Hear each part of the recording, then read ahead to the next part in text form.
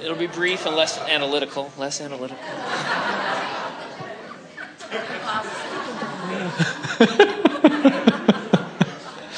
Hi. We've talked about food, now dinosaurs and evolution and the grid. And the words that came to me is that they're just at a deeper and deeper level. In fact, right now in front of you, I'm like catching up to it, obviously, but of a new basis for faith. And I'll just stop there. That's what, there's a few other things, but I could say some other things, but. Well, we want to define faith as going general enough that you know your potential and your goodness, and that's enough. If you can get there, then everything else will fill in with the specifics.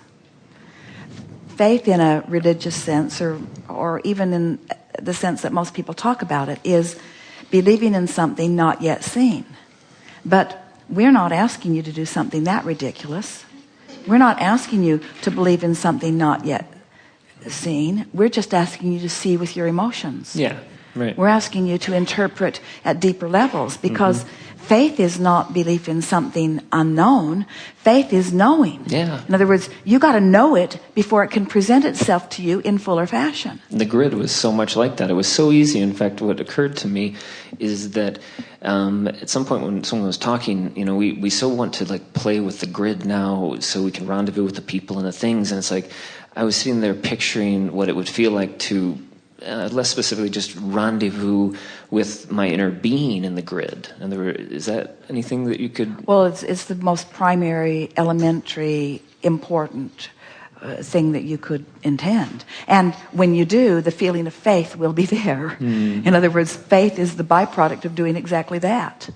Because when you rendezvous with the source within you, you know what the source within you knows. And the source knows it even before you play it out in manifested form. So that's better. That's an even better definition of faith, isn't it? Faith is knowing what the source within me knows without life having to prove it to me. Absolutely. And why does source know it? Why does source have faith? Why does source know it before it is played out? Because source knows the laws of the universe and has such confidence in the consistency of the laws of the universe that source knows it can be no other way. That's faith. Believing in the law, you see. So there are people who believe in the law, they just don't believe in their mental capacity to focus. Yeah. In other words, I believe it can be done, I just don't believe I can do it. Or I believe that my inner being knows it, I just don't believe that I know it. And we say, well, if this time-space reality has given you a desire, it has given you the means with which to have the full manifested version of that desire. And when you know that, that's the faith that we've been trying to evoke from you, to not instilling something in another sounds like we know it and we're trying to stick it in you. We're wanting to summon it from the depths of your knowing, you see. And we just lose that knowing so that we can expand. You don't lose it. You cover it up with crap. But we come, You cover it up. You cover it up with irrelevant things. For expansion, though, I thought we kind of cover it up for expansion. So we come forward. Oh yeah, there is that. Now you're talking like us. Now you're talking like your inner being. Now you're talking like someone who knows that the contrast, even in its awfulness, is something worth making peace with, because it was the basis of that. And oh, look at that. Yeah. Just turn to it, and that whole basis of turning to it. Since we're in this subtler realm, and one, there's quote no procrastination. There's subtler. What do you mean subtler? More subtle realm. What do you mean?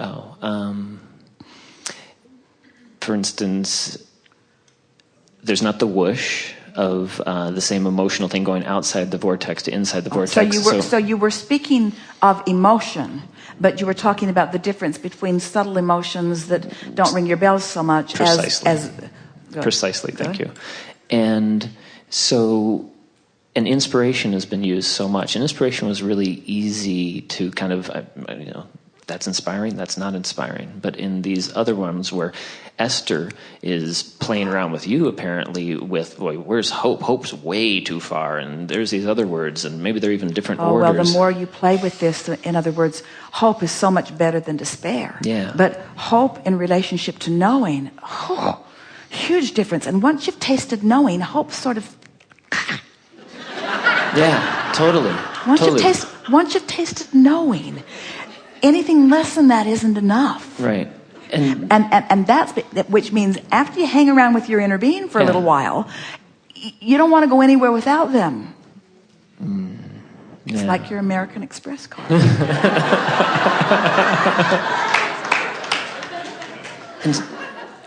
Now that was funny. Don't you think that was funny?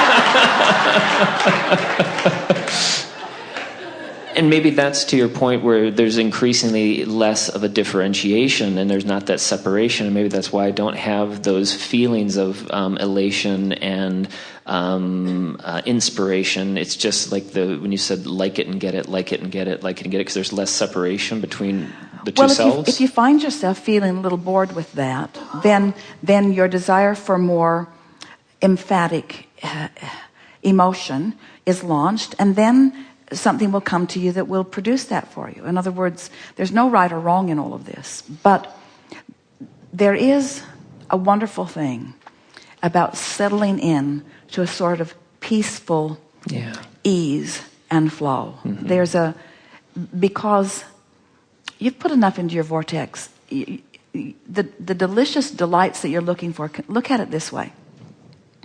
So let's say that there's no real whoosh. You get what he's talking about, that he's done such a good job of keeping up with who he is that there's no drama, there's not so many highs and lows as he's enjoyed before. So let's say that's the state of creating that you're at. And so, but you're still putting things into your vortex, and there's a whole lot there still that you have not manifested, that you haven't even been thinking about, that you put there at previous times of contrast. And so there's so much potential there, as we say, enough to keep you busy for 20 or 30 lifetimes, really. And so there it all is, and you're just in this good feeling place. And as we were talking about this grid, so this grid is in place and everything's lined up, and now, because you're consistently in this place of feeling worthy and feeling capable and feeling ease and feeling flow and feeling confident and feeling competent, then something or a lot of things that match that converge. And you have this powerful moment that's just exciting. So it's the evolution of or expansion of that creation that then gives you your wow. In other words, you can get to the feeling of the expansion happening simultaneously. In a way? Let us say it a different way. You can get so good at this emotional basis that then as the pieces begin to reveal themselves to you, it's the rendezvousing of those pieces that just knocks you over. Jerry and Esther say almost every day, after all of these years, man, can you believe that? And of course they believe it. They don't mean that it's unbelievable, but they are still thrilled at the universal's orchestrational ability to bring circumstance and events together in ways that still, after all these years, surprise and delight them and take them to deeper and deeper levels. And that's what we're talking about. And what's so cool about what you just said is what I just tapped into is actually feeling the non-physical expansion happening out there. Feeling, rather than feeling the rendezvous or the manifestation, but feeling I've just expanded out there. Perfect. And when you get to the place where you feel it and don't need the manifestation of it, that the feeling of it, that the grid of it is enough, then you are home free. And then the avalanche of manifestations will make you yodel down the canyon.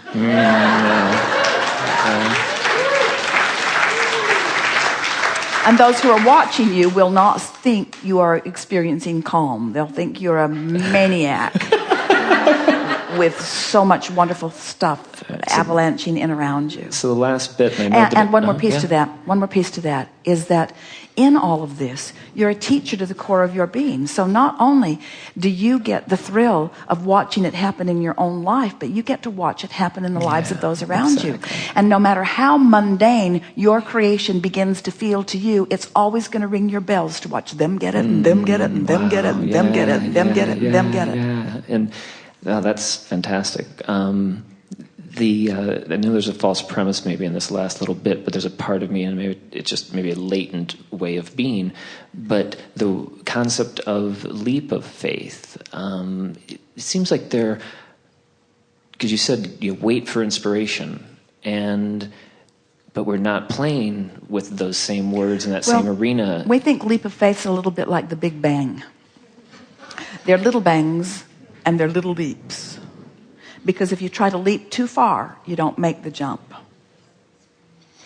Leap of faith, what people mean by it is just proceed as if it's going to be all right, even though the evidence doesn't show it. Yeah, and that's what I mean by the different basis of faith, is the words that you just used there could be interpreted in an old way or in this new paradigm, a new vocabulary. Don't you love the expansion? Yeah, thank you. Isn't it ringing your bells? Don't you love the new way of talking about it? Yeah. Wouldn't you like to take every process that we've ever talked about and bring it forward into the vortex and reinterpret it from the new dynamic? Oh, wow. Wouldn't you like to know why everything that's been working for you worked for you from the vortex point of view? Wouldn't you like to take everything and now apply it to the grid? That's what you're going to be doing over the next weeks and months. You're going to, from this new understanding that you have, now everything that you've ever understood or known is going to take on new life, and it's going to be more meaningful, and it's going to surprise and delight you in new ways. Thanks to everyone. Thanks to you.